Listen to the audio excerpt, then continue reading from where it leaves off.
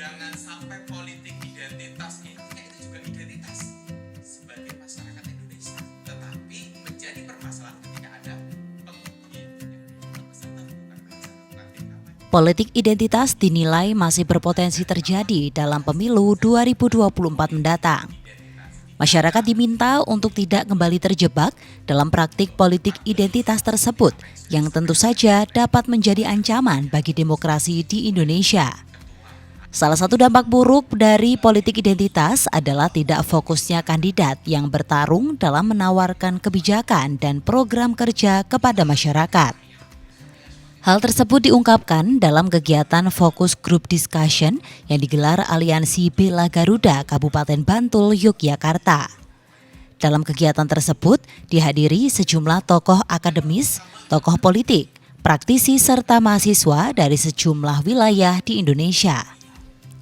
Jelang pesta demokrasi yang akan digelar pada 2024 mendatang, sejumlah kerawanan mulai kembali dianalisis oleh sejumlah pihak.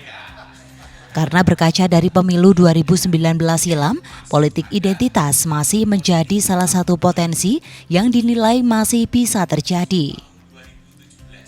Ketua Aliansi Bela Garuda, Toto Ispurwanto mengatakan bahwa politik identitas dapat menjadi ancaman bagi demokrasi Indonesia karena dalam pelaksanaannya dapat memecah masyarakat dan membuat para kandidat yang bertarung mengabaikan program dan kebijakan yang ditawarkan. Kami melihat sampai sekarang meskipun gerakan-gerakan radikal intoleran itu nampaknya sekarang itu tidak muncul ke permukaan, tapi bukan berarti bahwa ini selesai. Justru ketidakmunculan mereka ini menimbulkan kekhawatiran pada kami bahwa pada suatu saat nanti mereka akan muncul dan kembali menggunakan politik identitas sebagai senjata mereka untuk mendukung salah satu calon ataupun justru akan mengacaukan pelaksanaan pemilu tersebut.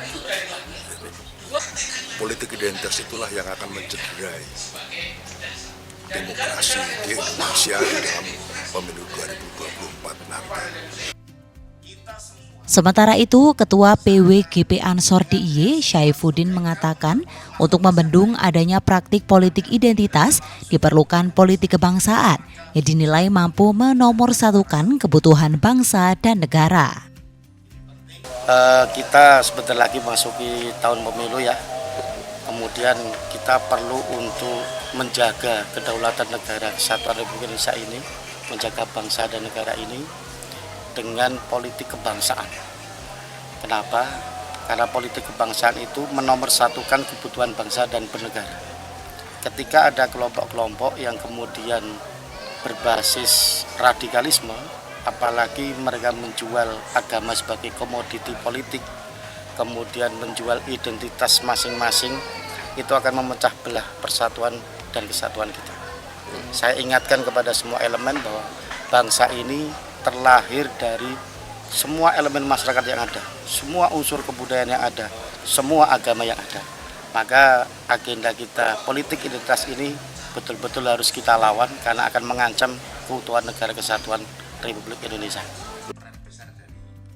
Tak hanya berbicara bahaya politik identitas, berbagai potensi lain seperti hoax, ujaran kebencian, dan hal-hal berbau sara yang ditujukan kepada salah satu pasangan calon juga perlu menjadi perhatian dan kewaspadaan masyarakat.